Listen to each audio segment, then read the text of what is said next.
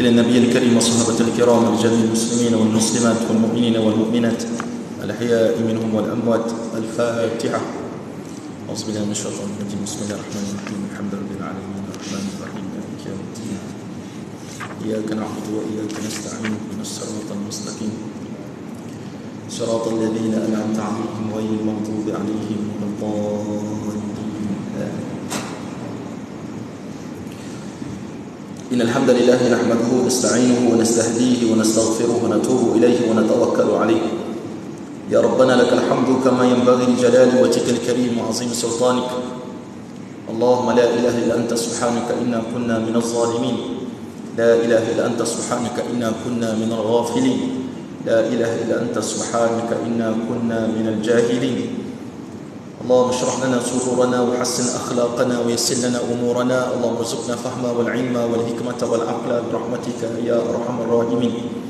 Yang saya hormati Jawatan Kuasa Masjid, para asatizah, tuan-tuan guru, muslimin yang dirahmati Allah Subhanahu wa taala sekalian. Syukur pada Allah Azza wa Jalla kerana saya diberi kesempatan untuk mari ke masjid tuan-tuan yang buat kesekian kalinya.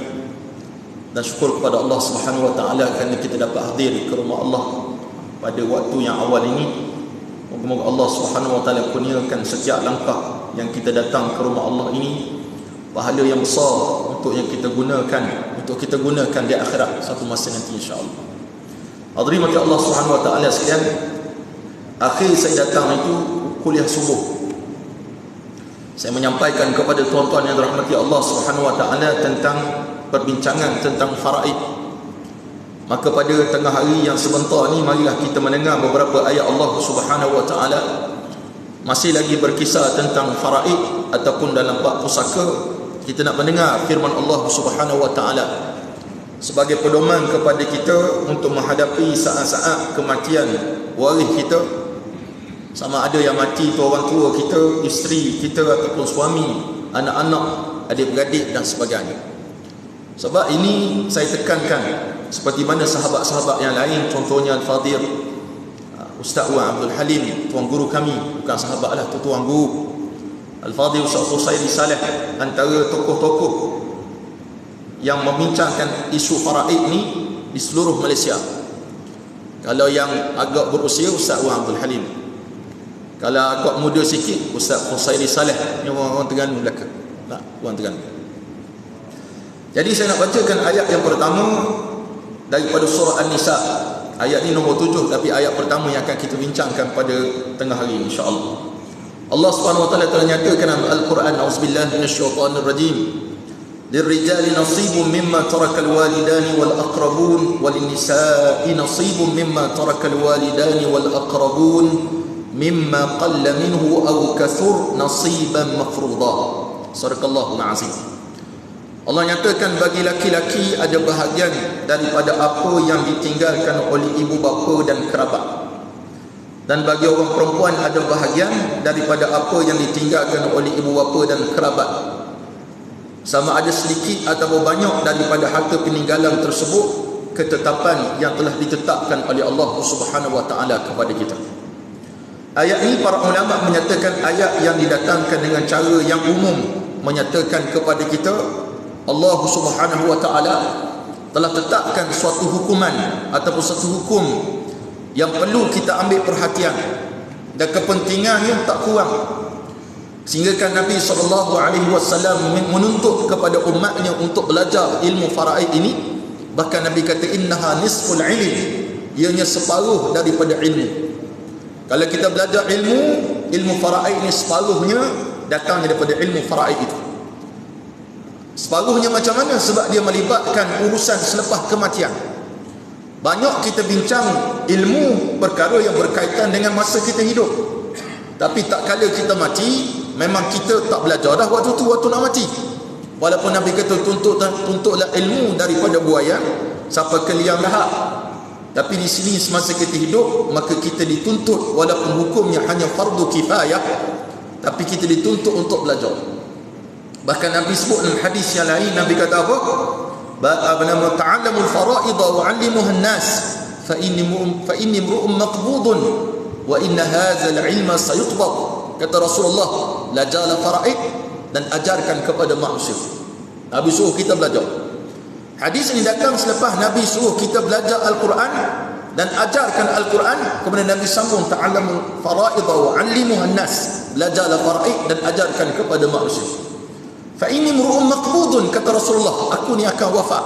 Bahkan Nabi SAW wafat lama dah, dan ilmu ini akan diangkat oleh Allah Subhanahu wa taala.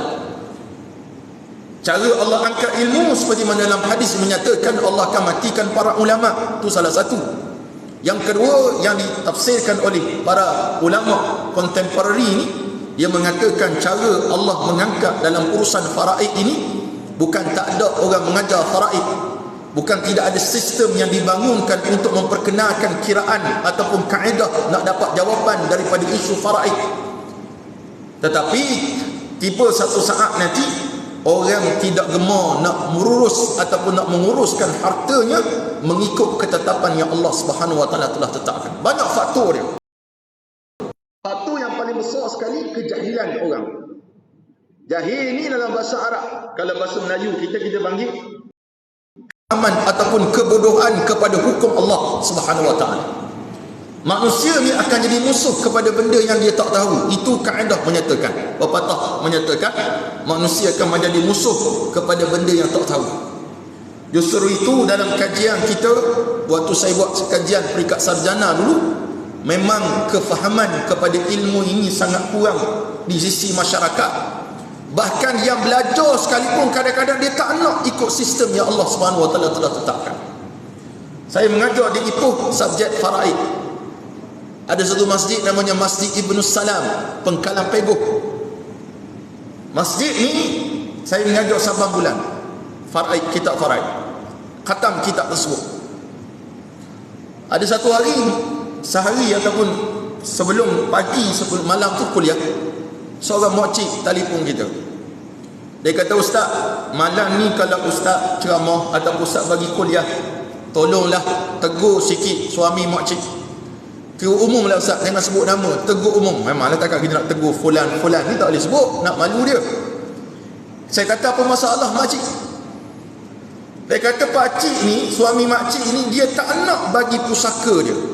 Dia pegang amanah, patutnya dia kena urus pusaka, tapi tak sah." Saya kata, "Makcik pernah miss tak pengajian dengan saya?" "Dah benar, dia dengan suami isteri tu mengaji. Ni orang mengaji ni, yang duduk dadah kitab, dengar faham. Rupanya tak faham. Dia tak suka guna sistem yang Allah Subhanahu wa taala tetapkan." Dia kata, "Tolonglah ustaz, tolong tegur umum, kabarlah kepentingan." Sebab makcik tu tua, pakcik pun tua juga, bukan muda. Sebab adik-beradik menuntut, tapi dia buat kerahkan, tambah urus. Ini satu masalah yang berlaku dalam masyarakat kita. Satu, kejahilan. Tapi kejahilan ni juga, dia tidak tahu, tak ada kesedaran untuk urus apa yang Allah Subhanahu wa taala tetapkan. Yang kedua, disebut sebagai birokrasi atau birokrasi sekarang ni. Mayah ke kita. Kurangnya pegawai dalam pengurusan pusaka. Pegawai kurang. Patut kita dilantik lulusan syariah yang keluar daripada universiti, keluar daripada kolej, yang ada diplomat syariah, yang ada ijazah syariah, sarjana ke PhD ke. Kena ramaikan pegawai-pegawai pusaka yang boleh urus dengan urusan yang cepat. Kalau mari lawak, bayangkan PKP hari itu, berapa kes yang tertunggak. Mari pula kes baru duduk bawah. Last sekali susah. Biasanya proses sekitar 6 bulan. Itu pun lama, tuan-tuan. Allah subhanahu, 6 bulan tu lama. Itu sebab kadang-kadang faktor yang menyebabkan orang tak ambuh urus pusaka. Menyusah dia kata. Kejap di jabat saka, kalau pemanyak sikit, payah sikit, malah pula di jabat mahkamah tinggi. Lepas tu dia pergi mari lah sekali, orang fed up. Tu sebab Ustaz Abdul Halim, tuan guru sebut apa? Perlu ada satu tempat yang dalamnya ada belaka. Tak perlu orang ni pergi sini, lepas pergi sini dia swipe pergi sana pula. Kan zaman aku swipekan lagu sekarang ni terkenal, pusing pergi sana pergi sini, menyusahkan orang. Akhirnya orang salahkan faraid itu tak betul, faraid pula jadi tak betul. Sedangkan orang yang buat perkara tersebut perlu dilaksanakan dengan penuh amanah, dan pihak berautoriti kerajaan perlu lantik pegawai yang ramai untuk mudahkan urusan. Jangan satu pegawai kalau di Pulau Perak sana tu seorang pegawai dia jaga 2-3 daerah untuk selesaikan masalah. Nak bertemu pegawai ni kena mari hari Khamis. Kalau tempat lain hari sekian, kalau mari hari lain tak jumpa pegawai. Jadi perlu tuan-tuan dua yang kita nampak bagaimana penting dan mesti mudahkan, jangan susahkan. Sebab sekarang ni aset tidak alih, aset beku hampir keseluruhannya tuan-tuan Allah Subhanahu Wa Taala lebih daripada 7 bilion 70,000 juta. Aset beku 90% aset daripada umat Islam, Melayu Islam yang paling banyak sekali. 10% orang non-muslim, orang kafir. Tapi 90% di Malaysia ni datang daripada harta orang Melayu yang tidak terurus. Yang tuan-tuan nampak tanah naik jadi macam jangga buk tu, nak tempat tazam duduk bergayut, tempat banyak binatang buah ada. Salah sebab apa? Salah satunya faktor perbalahan ahli waris telah berlaku. Masing-masing lepas tangan, ikutmu ikutmu. Bila ikutmu, orang Terengganu panggil pacerah lah. Nak pacerah kita tak selesai masalah. Jadi kena ada orang sedarlah isu ni. Kalau ada yang sedar pula, yang lain pula tak berapa nak sedar. Dia kata yang sedar ni ni jenis berjelas, jenis nak pada reta benda. Ni masalah pula. Ni banyak berlaku. Tu sebab Allah Subhanahu Wa Taala kadang-kadang yang mari jumpa kita ni kelakar kadang-kadang. Sebab ketidakfahaman satu, tidak kesepakatan satu. Yang balah tu, tahap balah dia bukan tahap kecil-kecil. Tahap yang paling besar yang pernah saya ceritakan kepada tuan-tuan dalam kuliah subuh hari tu, bagaimana mereka sanggup meruntuhkan rumah sendiri sebab taksib bagi harta. Ini banyak berlaku. Ini berlaku di Kuala Kangsar, Perak dan Ridwan, tempat yang saya sedang berdiam hampir 17 tahun ni. Banyak berlaku kes macam tu. Dan kes tu bukan berlaku di Perak saja. Saya percaya berlaku tempat lain juga. Tak, salah satunya itulah nombor satu tadi, kejahilan, ketidakfahaman yang berlaku. Dan juga nombor dua yang paling besar juga, birokrasi yang sangat menyusahkan kepada rakyat. Tak boleh buat gitu. Kena buat kajian. Alhamdulillah, bila mana menteri menyatakan bahawa di pejabat pusaka boleh urus pusaka bukan sekadar 1 juta, bukan 2 juta, yang ni sampai 5 juta. 5 juta ringgit aset tak alih ataupun aset alih kalau ada, boleh kita urus di pejabat pusaka kecil je. Tapi bila nak dilaksanakan, Allahu a'lam. Allahu a'lam. Pegawai tetap pegawai yang sama, jumlah yang sama, itu tak tepat. Dia kena upgrade. Bagi pusaka tu kena ada bahagian pusaka betul-betul, dan pegawainya mesti expert dalam urusan-urusan perkara benda ni untuk menyelesaikan masalah yang tertunggak lama dan memudahkan orang lain. Bila ada birokrasi ni akan menyebabkan Allah orang fed up dan orang menyampah nak menyelesaikan satu perkara. Permudahkan. Itu yang pernah saya sebut kepada mana-mana ceramah saya lah. Permudahkan perkara ini. Jangan menyusahkan orang. Maka Allah telah nyatakan kepada kita, orang lelaki ada bahagian. Walaupun orang lelaki dah ubah jantina dia jadi perempuan, pergi ke Australia, tetap dia lelaki-lelaki, tuan-tuan, Allah Subhanahu Wa Taala. Maka kalau mak bapak dia mati, dia tetap dapat hak sebagai anak lelaki-lelaki. Walaupun dia kata kalau dia mati, uruskan dia sebagai seorang perempuan, wasiat tersebut batil. Kalau buat juga memang sesat lagi barat, Allah Subhanahu Wa Taala. Jadi orang lelaki ada bahagian, orang perempuan ada bahagian. Ayat ni turun memasukkan adat jahiliah, yang mana orang jahiliah, zaman jahiliah, orang perempuan tak dapat pusaka, budak-budak kecil laki-laki tak dapat pusaka. Maka datangnya ayat ni memasukkan adat jahiliah, menyatakan semua ada hak pusaka jika mana ada pusaka yang ditinggalkan. Kemudian Allah nyatakan, wa idza hadral qismata ulul qurba wal yatama wal masakin farzuquhum minhu wa qulu lahum qawlan ma'rufa. Ayat ni telah dimansuhkan dari sudut hukum, tapi kekal dari sudut tilawah pembacaan dia. Ulama kata apa? Ayat ni kita baca, tapi hukumnya tak ada. Bila mana datang kepada kamu waktu pembahagian harta pusaka itu, ulul qurba wal yatama. Ulul qurba ni kaum kerabat. Wal yatama, anak-anak yatim. Wal masakin, dan orang-orang miskin. Farzuquhum minhu, bagilah sedikit rezeki kepada mereka daripada harta pusaka itu. Sebab apa tuan-tuan? Allah Subhanahu Wa Taala sekalian, dia berkait dalam isu, nanti kita bincang kalau sempat dalam bab wasiat dan sebagainya.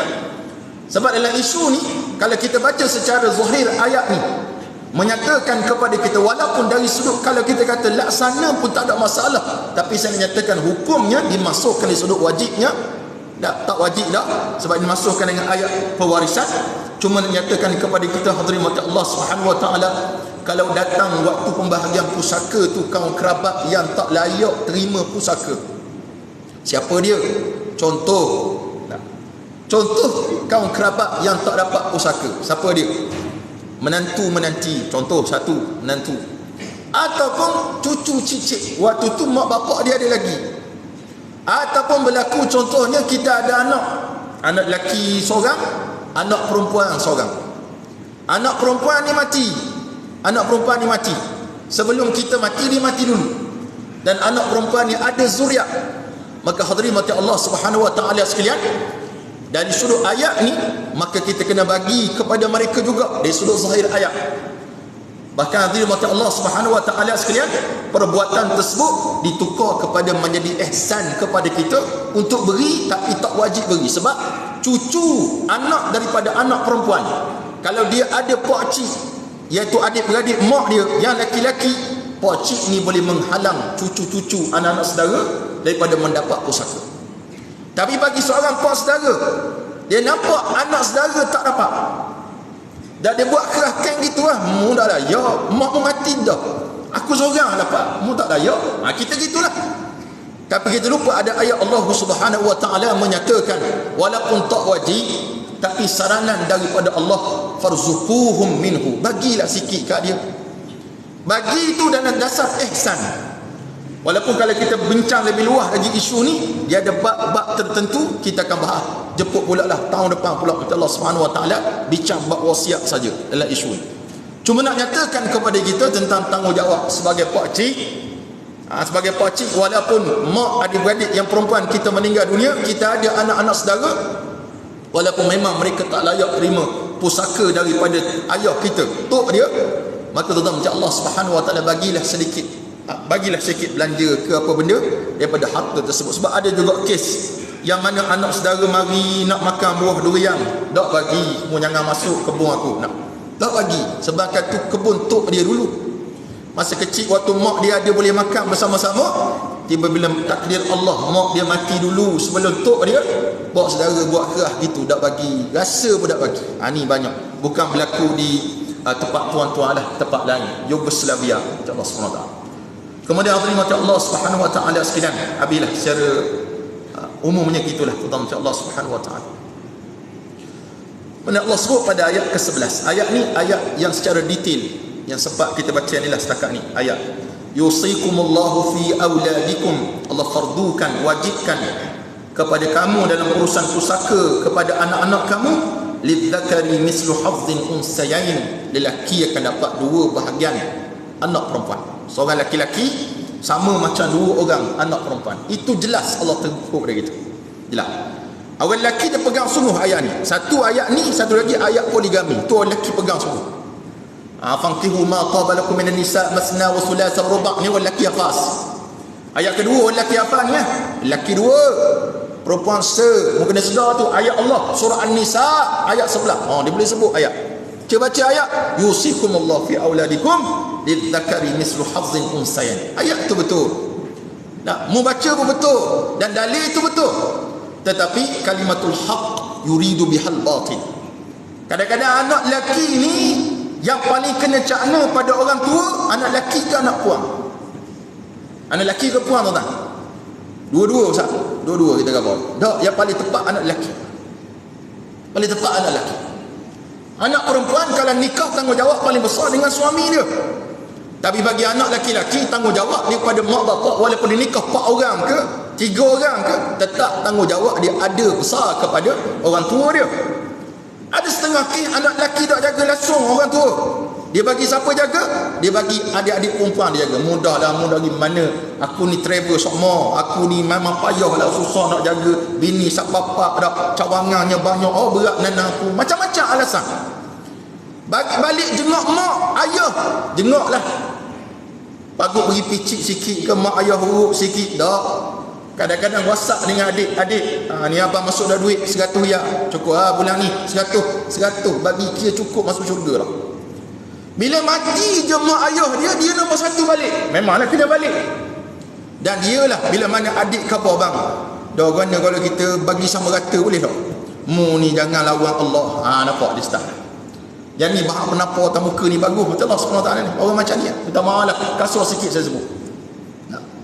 Kita ikut Allah, hukum Allah. Allah kata 2, aku boleh dapat 2 bahagian. Musa cukup lah. Bagi kita, kalau kita situasi anak perempuan yang menjaga mak ni, bila mana kita minta dengan ihsan dia, nanti kita sentuh isu ni lah. Ihsan dia, sebab mu nak jaga pun mak. Tiba mu balik, mu kata mu nak terus 2 bahagian. Mu 1 bahagian, kena ikut hukum Allah. Dah masa jaga mak, mu dah ikut hukum Allah. Masa cakna pada mak ayah, mu tak ikut hukum Allah. Birrul walidain. Tapi bila tiba tang pusaka, kena bahagiamu, terus ikut hukum Allah Subhanahu wa ta'ala. Ini kita panggil kalimah hak, tapi nak pada benda batil. Walaupun betul dia kata mak hak dia 2. Sebab ada orang baru tanya sehari lepas. Dia tanya, ustaz, saya jaga mertua saya. Tengok ni, saya jaga mertua. Mana siapa jaga? Menantu jaga. Saya ada abang ipar tak pernah balik. Kalau mak mentua saya mati, dia layak tak dapat 2 bahagian? Ditanya kita gitu. Kita nak jawab benda? Tak layak. Tak boleh. Jawab, dia tetap layak. Dia kata, mana keadilan Islam? Dia tak jaga mak ayah dia. Tiba-tiba bila mak mati, dia dapat 2 bahagian. Isteri saya dapat 1 bahagian. Saya jawab, Islam ni adil sokmo. Islam ni sentiasa adil. Yang tak adilnya orang Islam tu, penganut agama. Islam ibarat kereta Ferrari, canggih, manggih. Kalau Michael Schumacher bawa Ferrari, saya bawa Ferrari, gini tak pernah bawa Ferrari. Agaknya yang mana pemanduan lebih bagus? Michael Schumacher, walaupun dia kafir.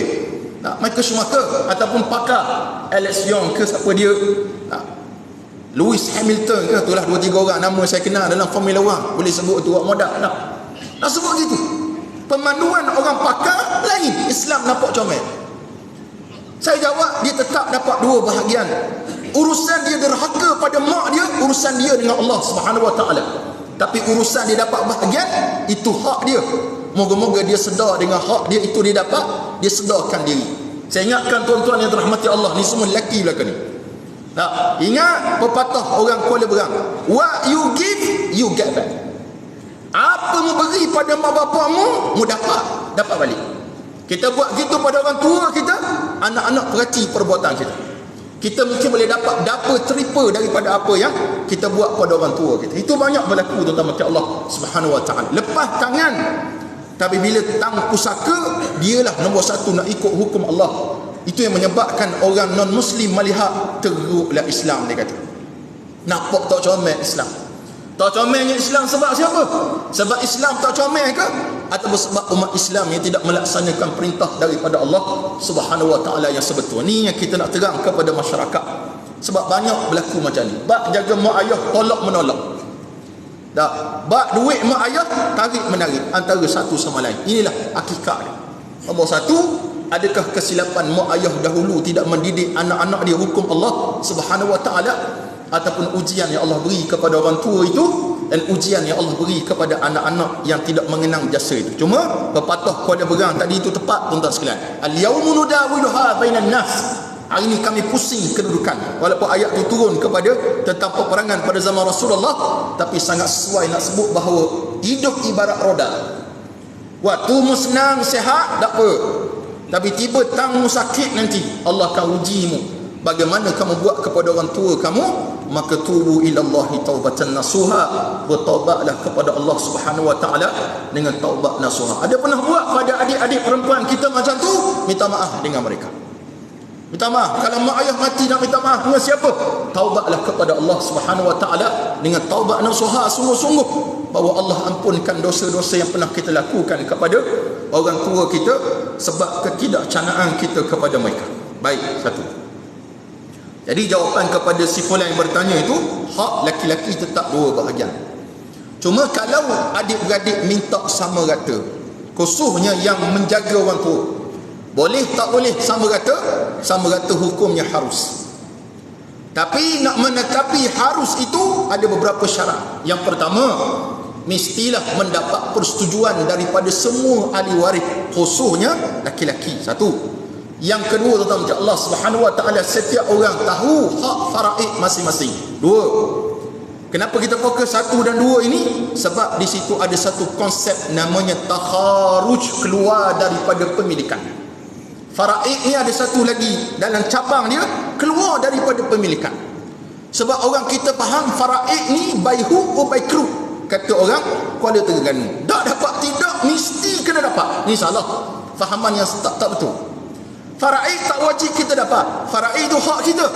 Tapi kalau tak ambuh pun tak apa. Tengok adik-beradik susah, kita senang. Rumah ada 4-5 butir, kereta 4-5 biji, nak membuju lalu melintang patah punya banyak kereta. Adik kita basikal, lajak je pakai, nak rumah pun sengit. Kita kata tak apalah adik, aku pun kereta banyak dah, bahagian aku tak ambuh. Boleh tak buat gitu? Tak ada masalah. Kita keluar daripada pemilikan, sama ada keluar tu secara totally, tak nak 100% aku tak sih. Ataupun dengan imbalan, aku tak ambuh kereta abah ni, tapi basikal tua legend tu boleh tak bagi aku? Aku dapat itu cukup lah. Yang lain aku lepas belaka. Boleh? Takharus nama dia, pemilikan. Tapi ada setengah orang dia faham, kalau aku tak dapat faraid, kena seksa mak ayah dalam kubur. Itu fahaman yang salah. Ini panggil bid'ah dalalah. Bukan tahlil, itu bid'ah dalalah. Yang tu bid'ah dalalah. Kalau aku tak dapat faraid ni, aku berdosa. Salah. Kalau tak dapat, kalau dengan redha pun tak ada masalah. Kita boleh bagi kepada adik-beradik kita macam Allah Subhanahu wa taala yang memerlukan hak mereka. Yang kita lebih cakna pada mereka, tak jadi masalah. Itu sebab kefahaman sangat penting, khusus dalam melibatkan harta. Sebab tuan-tuan macam Allah, ayat-ayat perintah dalam Al-Quran Karim banyak berlaku, Allah terang tidak secara detail seperti mana Allah mendetailkan penerangan dalam bab muamalah. Termasuk dalam isu pusaka ni, Allah terang sesa kepada kita. Sebab Allah tahu manusia ni al-fulusu fid dunya wal makuhrah fil akhirah. Memang suka sangat. Suka sangat sebab Allah sebut dalam Quran, wa ta'kuluna at-turasa aklan lamma. Mereka memakan harta-harta pusaka dengan penuh halaba, lahap sekali. Sebab orang tidak beriman kepada Allah Subhanahu wa taala, tidak tahu antara halal dan haram, sanggup dia ambil hak adik-beradik yang lain semata-mata untuk mengenyangkan perut mereka masing-masing. Justru tuan-tuan macam Allah yang sempat mendengar tazkirah daripada saya ni, kalau adalah terkasar bahasa dengan adik-beradik, tersalah bicara, balah pacerah tak boleh sesat, tuan-tuan carilah orang tengah untuk tolong selesaikan. Kat Terengganu ni ramai orang cerdik, ramai dalam bab faraid ni, ramai sangat. Sebab orang Terengganu suka makan ikan. Ikan ni mencerdik kau tak. Carilah mana-mana universiti, banyaknya orang Terengganu yang mahir dalam ilmu macam Allah Subhanahu wa taala. Kelebihan kepada orang Terengganu. Tuan-tuan ada permata berharga Ustaz Abdul Halim, permata Terengganu, yang boleh diangkat ni, tokoh yang sangat hebat. Para hakim mahkamah anak murid dia belaka. Maknanya hebat, tokoh yang boleh kita belajar, jemput dia untuk memberi pencerahan kepada keluarga kita. Kadang-kadang mereka ni tak perlu bayaran, tak perlu bayar pun. Saya pernah orang datang jumpa kita sampai 2-3 jam bincang. Air kita bagi, bincang kat rumah kita, balik gitu, tak ada masalah. Tak ada kita kata kena bayar dulu 50 riyal, tak ada. Pernah kita tolong kirakan 14 kematian, 14 lapis mati, 14 lapis mati. Yang mari saya kira punya kaya mari, kereta bapak besar, balik cerah gitu, tak ada masalah. Tak ada orang kata sebelum balik letak dalam tabung dulu, tak ada. Mana kita nak bantu sungguh kepada masyarakat agar selesaikan dengan cara baik. Sebab insya-Allah kalau kita dapat kesepakatan kerjasama yang sangat baik, tidaklah akan terjadi seperti mana kampung baru yang melibatkan ahli waris tanah, walaupun harganya mahal, rumah kos rendah. Kalau di Ipoh tu harga sekitar 80 ke 120 ribu. Di kampung baru rumah seumpama itu cecahnya sampai jutaan, 1.3, 1.25 juta. Kalau tengok ahli waris dia ada 1000 orang, 800 orang. Ni salah satunya masuk dalam rekod yang kita sebut sebagai harta beku yang berlaku dalam masyarakat kita. Jadi tuan-tuan minta Allah Subhanahu wa taala, saya nak sambung lagi tu pada pertemuan kita pada Jumaat yang akan datang pula lah. Tak tahu bila. Moga Allah Subhanahu wa taala beri kesempatan tuan-tuan boleh rujuk ayat 11 ayat 12, ayat 176 daripada surah An-Nisa. Kaji dan telitilah penerangan disebut oleh Allah Subhanahu wa taala, dan rujuk juga oleh kitab-kitab fikih menceritakan tentang isu ini. Moga mendapat manfaat kepada kita semua insya-Allah. Jadi tuan-tuan Allah Subhanahu wa taala, saya dalam tempoh 3 hari musafir ke bumi Terengganu Darul Iman. Antara masjid pertama yang saya datang waktu mula-mula saya nak buka madrasah, masjid sinilah. Kita berjaya mengumpul sedikit dana untuk kita bawa ke Ipoh. Maka alhamdulillah rabbil alamin, kompleks yang sedang saya bina itu telah mencecah persiapan atau siapnya itu dah 91% pembinaan. Tuan-tuan boleh rujuk dalam Facebook saya, PU site, saya update sentiasa. Cuma 2-3 hari lah sebab duduk sini tak ada nak update lah keadaan macam mana. Kita buat satu tempat pengajian untuk anak-anak. Kalau yang susah kita bagi percuma, yang kaya kena bayar yuran lah, takkan percuma juga kena bayar yuran. Jadi tuan-tuan, kita telah mengeluarkan hampir 3.14 juta ringgit pembelanjaan setakat ni. Semua tu duit orang Melaka, bukan duit hamba. Kita kumpul dan kita buat sikit-sikit, qalilan sara jabal akhi, jadilah bukit, jadilah kompleks yang sedia ada. Cuma kita perlukan sedikit lagi untuk penutup ini. Jadi bagi sesiapa berminat untuk menyumbang kepada kami, kita ada tabung dekat dengan tempat jualan kat luar sana. Tengok-tengoklah apa yang ada kat situ. Saya tak boleh nak kempen banyak pada tuan-tuan pada tengah hari ini. Moga Allah berikan manfaat kepada kita insya-Allah. RM1 yang tuan-tuan beri, insya-Allah Allah balas dengan 700 seperti yang disebut oleh Allah Subhanahu wa taala dalam Al-Quranul Karim. Masalul ladzina yunfiquna amwalahum fi sabilillahi kamathali habbah. Saya juga diuji oleh Allah Subhanahu wa taala 2-3 hari lepas sampai demam saya, seorang makcik yang pernah mewakafkan kepada kami sejumlah 200,000. Dia minta balik 200,000 tu. Tuan-tuan boleh bayar tak dia minta balik duit tu? Jadi saya nyatakan tak boleh, benda ni tak boleh tuntut. Tapi dia kata saya nak hak dia. Jadi hak saya kat mana? Hak Baitul Diyak kat mana? Jadi itulah duk pening-pening.